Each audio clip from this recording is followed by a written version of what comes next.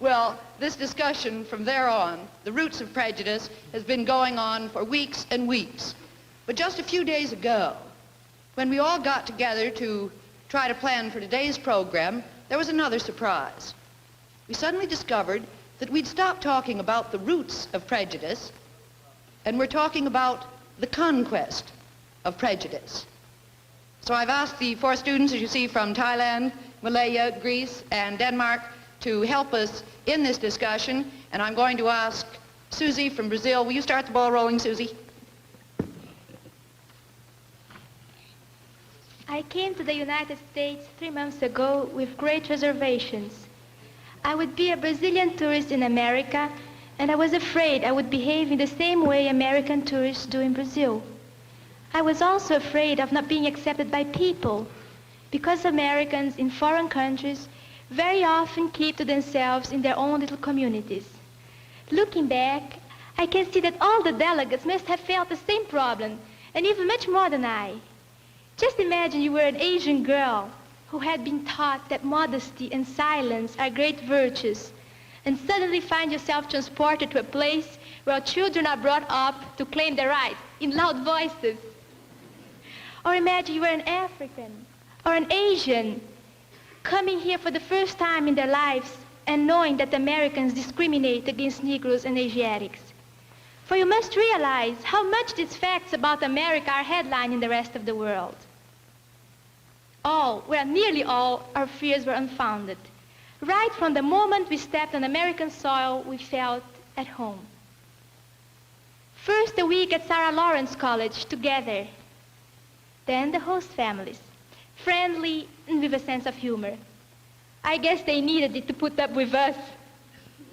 We went to school every day, came home at 3 p.m., did our homework, ate dinner, watched TV like real Americans.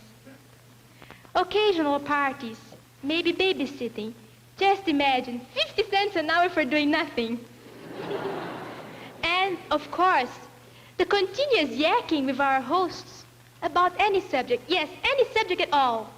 We've really gotten to know the Americans, a large-hearted people with an exceptional ability to laugh at themselves.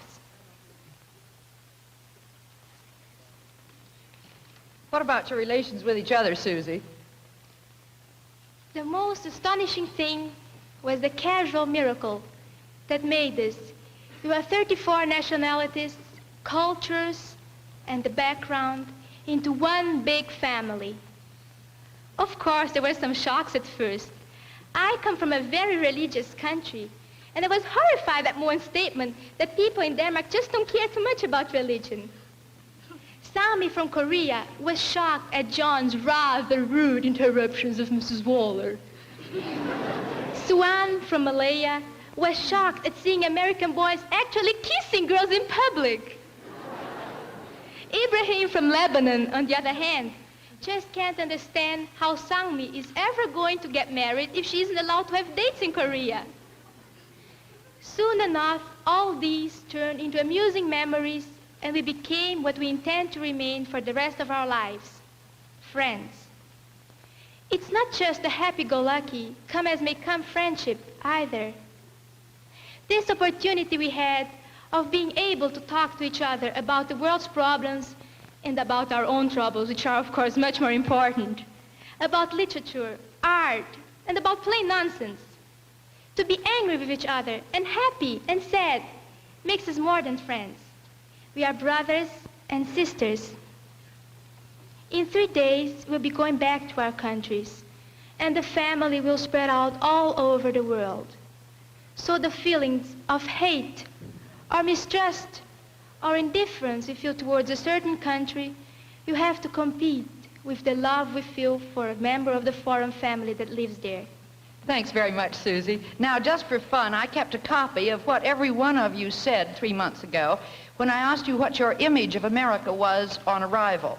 Lehup Swan from Malaya, would you be a good sport and admit to us now some of the things you said then?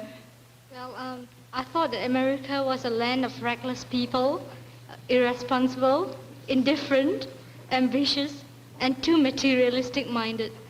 Before I came, I believed that Americans drive in big cars, at about 100 miles an hour through the busiest streets, and that they don't care whether they knock down anyone or not.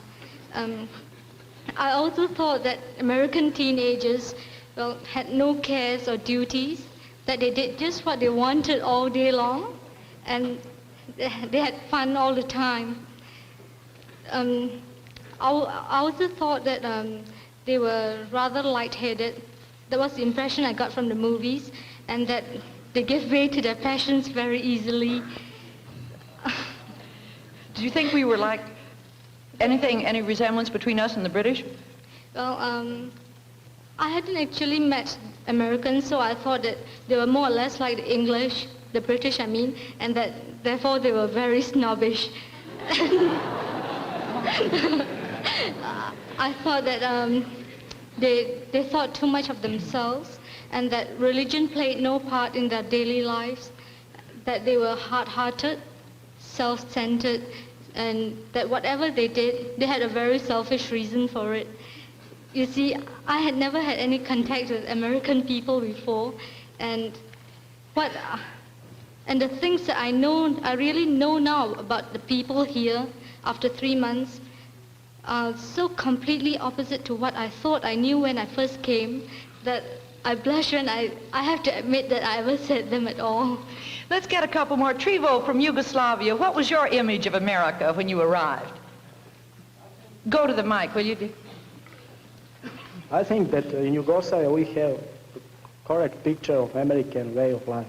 When I thought about America, I thought about the Taft-Hartley Act, the law that changed labor policy in many important angles, the Smith law against the communists, the Arthur Miller incident, and about the attitude against the Red China.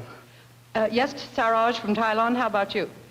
In my country, the teenagers show their greatest respect to their parents and teachers. We can't show our rude manners to them. We can't consider them to be our playmates.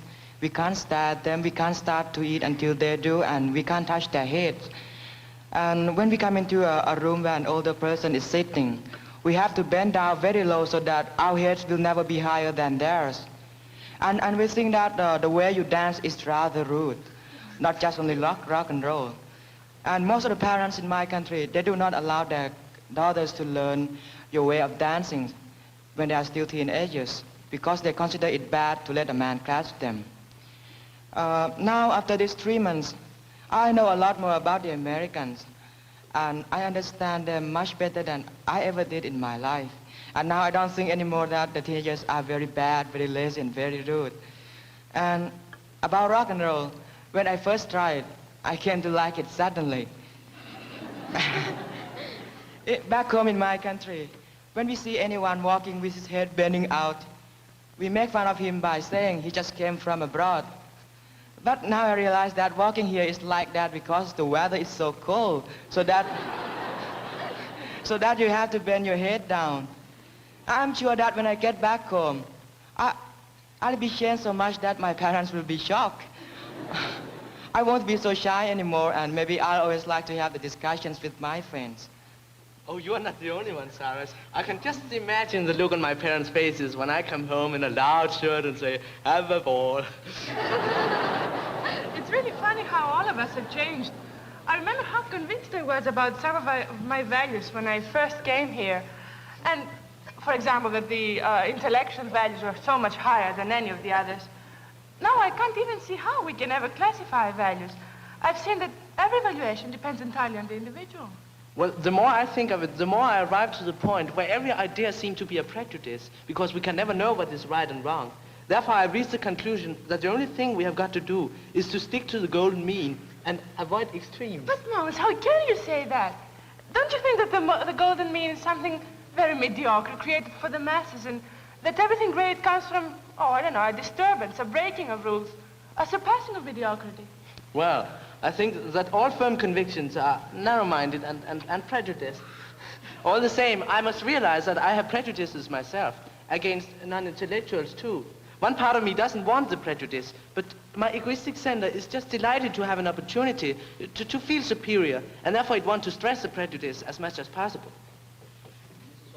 Yes, Krishnan from India. Go ahead. I think you are right, Mons. This is also the way the educated man in India feels. See, it's our biggest social problem. The laborer, for all purposes, is still a social outcast just because he's uneducated. And there's a distinctive discrimination between those who can speak English and those who can't. The British did succeed in establishing the prejudice that no education is real or complete without the ability to speak English. Actually, on this point, I think I've changed quite a lot. My old disgraceful prejudice against people who do manual work is very slowly changing. Because, well, rationally, I always knew that any kind of honest work brings honor to the worker. But I didn't feel that way, and I don't even feel so now, and I'm ashamed of myself, but, well, maybe the roots of this prejudice are very deep, too deep perhaps. However, I began to think that maybe one of the reasons why my country isn't as prosperous as it could be lies in this prejudice. And I think that we might give up some of our individuality for a while. Well, the greatest prejudice I had before I came to this country was that the world in general was in a very happy state, that everybody was glad and there was no reason for worrying about anything. But now I'm beginning to realize how unrealistically peaceful it is in my country. I must laugh when I consider the fact that the greatest national problem we have had in Denmark for years was last year when we had to send a police force to the Faroese Island in the North Atlantic to calm down the native population. They demonstrated because a doctor at one of the local hospitals had lost his job. Yet that trifle was the theme of conversation in Denmark for weeks. I say I must laugh, but it's a laughter with tears in it when I consider the size of problems otherwhere in the world. In Korea, in Vietnam, in Algeria, in Germany, yes, even in America. You mentioned America. Problems in America. I wonder what you would say the biggest single problem in America is, or is it unfair? Yes? Yes? I have seen that the biggest problem in America now is segregation. But when I go back home, I'll tell my friends that it is not as bad as we thought before. The Little Rock incident had made me hate all the American people because I thought all of them had the prejudice against the Negroes. Yes? Minu, what did you think when you came here on this subject of the prejudice in the United States against Negroes? I had a sort of an idea that the government here appointed to kill Negroes. Appointed, what? I'm sorry. Appointed? Committees. Appointed committees to Yes, kill Negroes? To kill Negroes. I read about secret organization that wear masks and goes out to kill colored people. Now I have understood how much the stories about Ku Klux Klan are exaggerated. And there are just a few members of fanatics. Well, we're awfully glad that preconception got changed. Wait just a minute. I want to come back to Saroj from Thailand. At least I expected that I would see the white chase the Negro from the bus. And I really didn't expect to see a white dancing with a Negro. But now I have seen it, and it impressed me very much. Marcella from Italy, yes? I don't quite agree with you, Saroj. I think that you saw only the nice side of the problem. Because in Williamsburg, my roommate was a Negro from the South. And we discussed the Negro problem a lot. And now I think that it's not only a problem for the whites. Sometimes even the Southern Negroes themselves don't want to integrate. And, well, I think it's quite natural for some of them to be afraid and without pride. Would you work for integration if it meant that you might have your house burned down? And then another thing, I think that the first Negro student to attend a white school must be very brave, really outstanding. I'm wondering if the situation were reversed, would you white people be the first to attend a Negro school? And then I found that even here in the North, where everyone is in favor of integration, there is still separation. I've seen it, Saroj. In most of the schools I visited, and in the parties, except our forum parties, of course. Of course, it wouldn't be possible in our forum parties, would it? No. Oh, yes, Susie? Susie from Brazil, do you want to come in here? I just don't understand why color is so important. I guess it's because I come from Brazil, where we don't have 2 colors, but about 20, as a result of intermarriage. I've been told that here in America, if a Negro tries to move into a white community, they make it very difficult for him. Why? Because society is against it. Society is just a set of stubborn, narrow-minded little rules that nobody dares to change. Until people start breaking these rules heartily, complete integration won't be possible. Yes, Saroj from Thailand. But the people here are facing the problem, and they are trying their best to solve it. That is what I saw. Yes, Bashir from the Sudan. No, Saroj, I don't agree with you. At least I don't agree with the choice of your words. Americans are not facing the problem. They are aware of it. But as long as the majority are content to say that time will solve it, they are taking a negative approach. If the Americans are facing the problem, believe me, they will solve it. They have all the facilities, all the communication and education. In general, they have all the means to the solution. Please, it is not an easy thing for me, a foreigner, to accept the courtesy, friendliness, and hospitality I received all the time I have been here and say anything critical. But I appeal to you as an African deeply concerned with the reputation of democracy in the world. You are concerned with the way the communists insist on this weakness of yours to strengthen their position all over the world. I think Americans have to solve this problem, and the generation to solve it will be you. After an experience of 3 months, I found that there is a deep spirit coming from the heart of the people. And this spirit will destroy the old feelings and prejudices. And this spirit will prove to the entire world that America is still a democratic country. Thank you for saying that.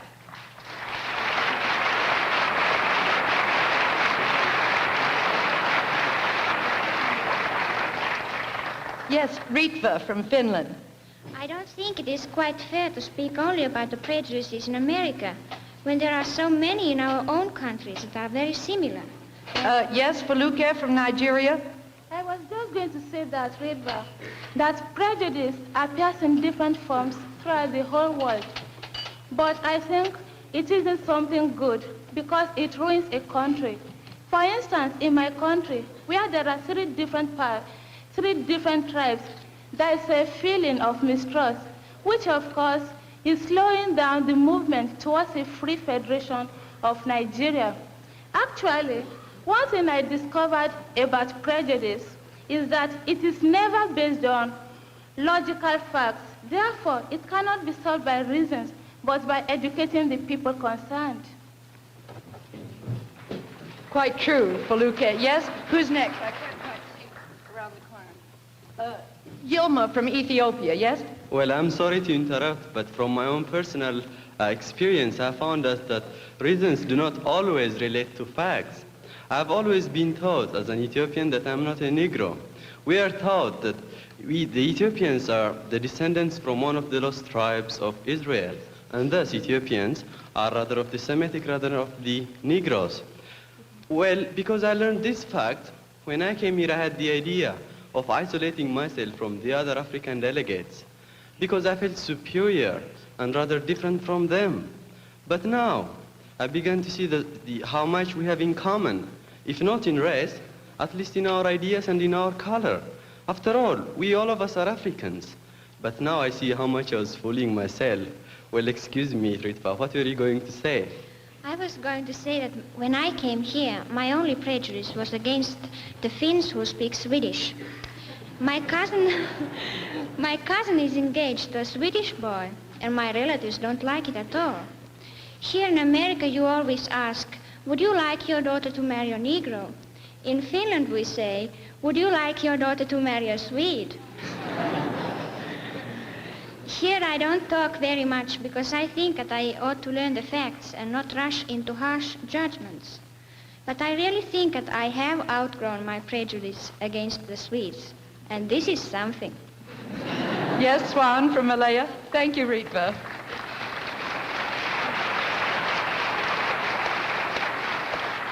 This is something that I want to say very badly. When I first came to USA, my prejudices were not only against the Americans. You see, I had many prejudices, and in some discussions on television in Washington, and during the time before that, I was very proud to be a Chinese. But now I'm changed, And I thank the other delegates who are responsible for this. You see, they more or less taught me that I should be a Malayan and not a Chinese. And I exposed some of these prejudices in some of my host schools. And I'm very glad to have this opportunity to clear myself now. The same thing is true for me, too. Actually, it seems to me that I almost can't criticize anyone anymore. Isn't that a wonderful thing to gain in 3 months? However, I'm still concerned about something I've noticed here, and it seems like a prejudice to me.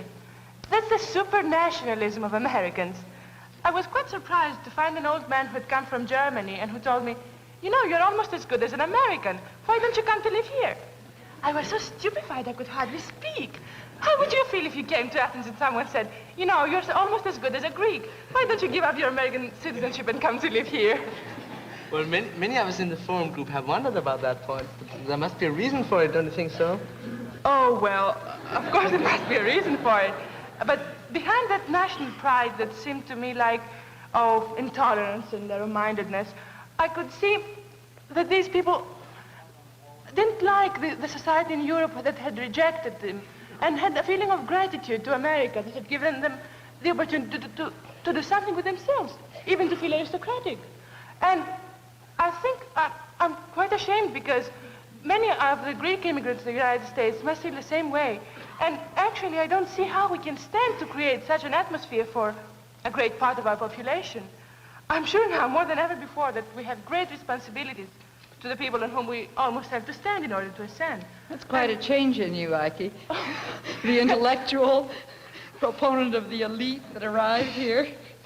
But that still isn't more than half the answer to the question Mons posed, the question, why is there this supranationalism of the Americans? Do you think there's any reason for this same feeling in the Americans who are not recent immigrants, who've been here for a long time? Well, wait a minute, let Françoise from France. Well, I hadn't thought about this until very recently. And it's something difficult to understand for most of us who belong to lands that are, I should say, as old as history. You see, when you learn your history, you learn about these people who came from everywhere here to be Americans because they found here opportunities that they didn't find in Europe, for example. When we learn our national histories in our schools, these people who came here because they wanted to be free and who preferred to be American citizens are mostly not mentioned at all.